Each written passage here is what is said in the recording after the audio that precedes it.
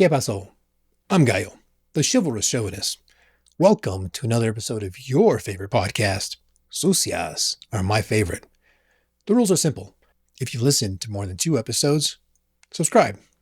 If this is your first time here, you gotta stick around to the end. How this all started. I have friends. These friends have heard me say retard more than once, which sometimes I'll say to my brother, to the offspring, or to someone I know.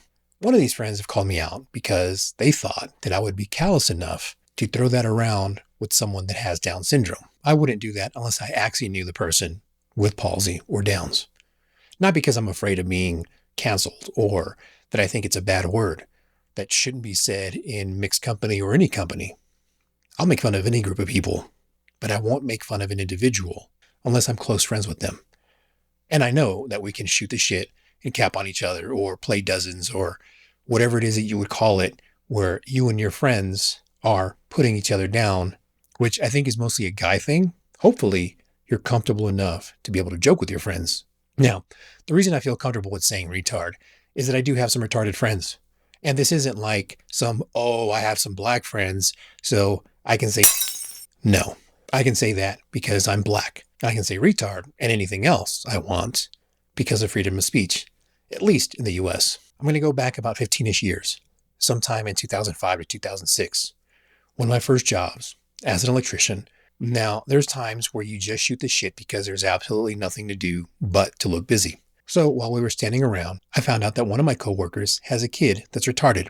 Only because I said to my tool buddy, "You're fucking retarded. Dude, watch out. That guy over there, he's got one of those kids. So watch what you say." My tool buddy wouldn't even say it. This was way back in 2005, before cancel culture. However, I'm not one to hold back. So I get louder. And I start dropping retard loud enough to be heard across the floor.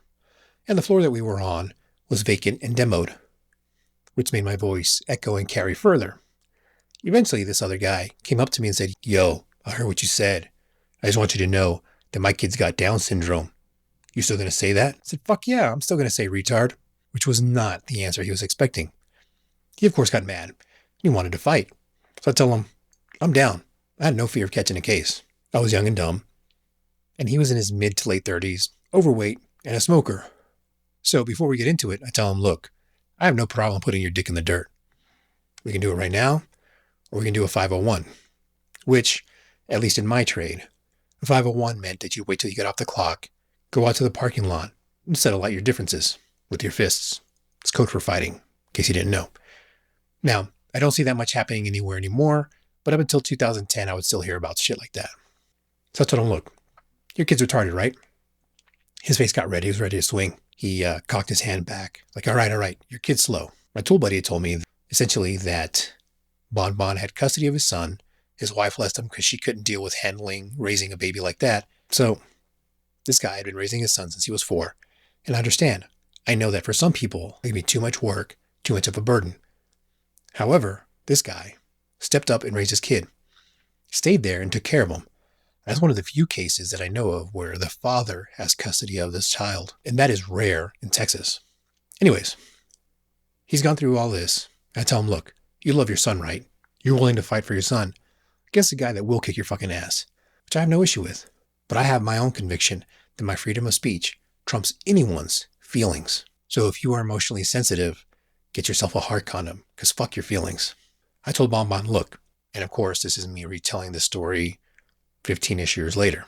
You are a good father because of the way your kid is. You're more patient with him. You're more kind, considerate, caring. All these things that I know parents with special needs kids have to deal with. Mentally handicapped kids have a tougher time connecting and getting them to behave both in public and private. And he was blown away that I knew all these things that he had to deal with.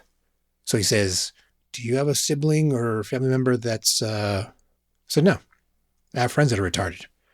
At the time, I had a 22-year-old friend that had Down syndrome, and I knew him since he was 15. And that little overweight fucking potato sack, he could do insults like nobody I've ever seen before. He would just look at you and just, oh, you think you're so cool wearing a Wolverine t-shirt? When you buy a kids department, you tubby gordo. I'll bet your mom buy it for you so you can finally make some friends. And he could just fucking go on and on and on about just anything he noticed about you. I mean, he was fucking brutal. And all I could come up with was, fuck you, retard. I mean, It was hard for me to even say that the first few times that I said it to him. And he knew it and he was fucking exploiting it. I mean, they're not fucking dumb. They're not stupid. And at that point, I realized how he thought, that he was smart enough to manipulate me. And over time, I got to know what Bonbon had to deal with. And of course, that's the goal of raising a kid, to try to make them a good, productive citizen. And even if they don't live up to that, it's not your fault as a parent. If your kid hurts someone else or ends up becoming a criminal, that's their choice to do their own thing. So anyways, back to the point. Bonbon was just blown away. And he and I became good friends. But another thing I know or learned about retards is that they do get offended and they do get their feelings hurt very easily and broken down and go into their own shell.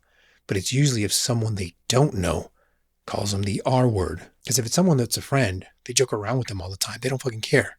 They know you're not saying it to be mean. What I've learned from them is that they have the biggest hearts. They love everyone they meet instantly and unconditionally. I cannot think of a time that any of them said that they hate someone.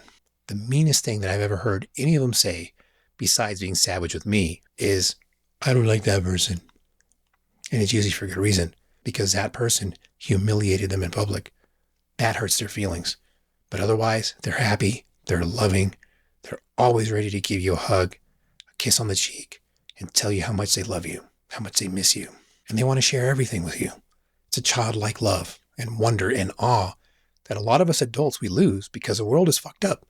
We get cynical and we do fucked up things to each other, usually because someone else hurt us. And we hold on to that resentment. Prime example, and it's something that I struggle with because on one hand, I want the world to burn. And I say that as a widower. Other widows have the same sentiment, at least in widow groups that I'm in. There's a lot of us that at some point in time, the last few years, have said something to the effect of, I wish COVID had a higher mortality rate, because a lot of us just want to see the world burn. We want universal pain and suffering. And it's not an everyday, every instance thing. It's just an anger that boils over that we can't direct at anyone. And if we said that outside of our group, we'd get banned on social media. So on one hand, I would love for the population of the earth to drop down to less than 1 billion worldwide. And I know that's drastic. That's a drastic measure. That's fucking crazy to say. And it's not specifically that I want any particular person to go. It's just an anger that's uncontrollable and doesn't have a direction. It's kind of the opposite of depression. I mean, there's still depression involved with what I feel and what other widows deal with. But I think that if we were all a little bit more retarded in the sense of being nice to people, being loving, and being open, and to not do things with the expectation of getting something in return, because some people can see through that. Other people will just ignore it or forget that you did something for them, and it might not make a change in the world. Being nice to everybody. But I would bet that you would make your life a whole lot easier being nice to those around you than being an asshole. I'm Gallo, and I want you to have a happy life, better relationships in your world, and be loved. If you like what you heard, rate this episode. If you know somebody that needs to hear this, do us both a favor and share this with them. Thanks for listening in. I love y'all. You are worthy of it. Till next time, besos.